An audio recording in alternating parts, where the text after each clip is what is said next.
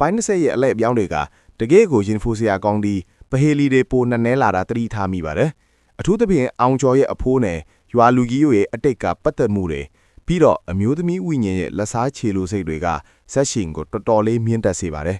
အပိုင်းထုံးမှာဇလန်မစခင်မှာ subscribe လေးမလုပ်ရလေရင်လုပ်ခဲ့ပေဦးနော်အမျိုးသမီးဝိညာဉ်ရဲ့အေးဆက်လာလက်ချောင်းတွေကအောင်ကျော်ရဲ့လေပင်ကိုတင်းကျပ်စွာညှင့်ထားပါတယ်အောင်ကျော်ရုံးကန်ပေမဲ့အင်အားချင်းကမမျှပါဘူးဘေးနားမှာဝိုင်းထားတဲ့ရွာလူကြီးက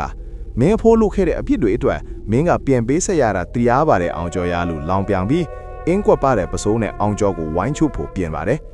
အောင်ကျော်ခါးကြားမှာထိုးထားတဲ့ပရပိုက်စာအုပ်ကရုတ်တရက်အပူရှိန်တက်လာပြီးအလင်းရောင်အမှန်လေးထွက်ပေါ်လာပါတယ်အဲ့ဒီအပူကြောင့်ဝိညာဉ်မကအော်ဟစ်ပြီးအောင်ကျော်ကိုလွှတ်လိုက်ပါတယ်လေဘင်းလွတ်တာနဲ့အောင်ကျော်ဟာလေတော်လဲကိုအတင်းအဓမ္မထွက်ပြေးပါတယ်အနောက်ကနေရွာလူကြီးနဲ့လူမိုက်တွေကဖမ်းဟေလွတ်မတော်စေနဲ့ဆိုပြီးလိုက်လာကြပါတယ်အောင်ကျော်ခြုံပုတ်တစ်ခုတည်းပုံနေတော့တစုံတစ်လောက်ကသူ့ပါဇက်ကိုပိတ်ပြီးဆွဲခေါ်သွားပါတယ်ကြည့်လိုက်တော့ကြော်စွာအမေဖြစ်နေတာကိုတွေ့ရလို့အောင်ကျော်အံ့ဩသွားပါတယ်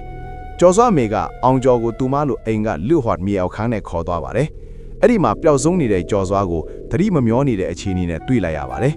ကျော်စွာအမေကမျက်ရည်တွေနဲ့ပြောပြပါတယ်ဒီရွာကလူကြီးတွေဟာရွာသားရဖို့အတရာ10နှစ်တကြိမ်လူသားရက်စီပူဇော်လေးရှိပြီးအခုတစ်ခေါက်မှာကျော်စွာကပထမ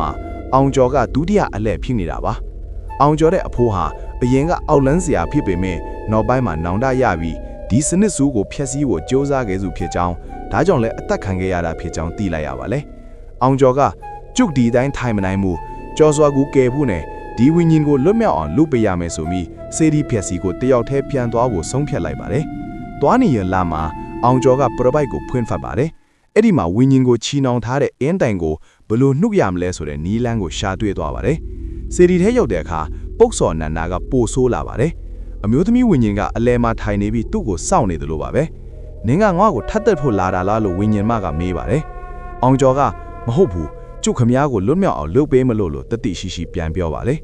အောင်ကျော်ကပရပိုက်ထဲကဂါထာကိုရွတ်ဖတ်ပြီးစေဒီအောက်ခြေကသွေးစွန်းနေတဲ့အင်းတိုင်ကိုတူးထုတ်ဖို့ကြိုးစားပါတယ်အောင်ကျော်အလို့မပြီးခင်မှာပဲရွာလူကြီးနဲ့အဖွဲကစေဒီထဲကိုရောက်လာပါတယ်မင်းအင်းတိုင်ကိုထိရင်ရွာကပျက်စီးလိမ့်မယ်လို့အော်ဟစ်ပြီးအောင်ကျော်ကိုဓားနဲ့ခုတ်ဖူရွယ်ပါတယ်ရွာလူကြီးတဲ့ဓားကအောင်ကျော်စီမရောက်ခင်ပါပဲအမျိုးသမီးဝိညာဉ်ကရွာလူကြီးကိုအတင်းဝင်လုံးပြီးတားဆီးပေးပါတယ်သူမကအောင်ကျော်ရဲ့စေတနာကိုနားလည်သွားပုံရပါတယ်အောင်ကျော်ဟာအောက်ကုန်းဆိုင်ပြီးအင်းတိုင်ကိုနှုတ်လိုက်ပါတယ်အင်းတိုင်ကျိုးသွားလာနဲ့စေဒီတစ်ပြင်းလုံးတိမ့်တိမ့်တုံသွားပါလေအမျိုးသမီးဝိညာဉ်ရဲ့ကိုယ်ကနေအနက်ဆောင်အခိုးငွေတွေထွက်သွားပြီးသူမရဲ့မျက်နှာကပကတိအတိုင်းပြန်လှပသွားပါတယ်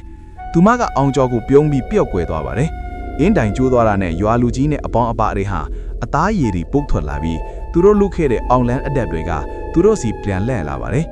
မနက်လင်းသွားတဲ့အခါကျော်စွာတတိပြန်ရလာပြီးရွာကလူမိုက်တွေကယူးစွာကုန်ပါတယ်အောင်ကျော်ဟာအဖွားစီပြန်ရောက်လာပြီးပရပိုက်ကိုမီးရှို့ဖျက်ဆီးလိုက်ပါတယ်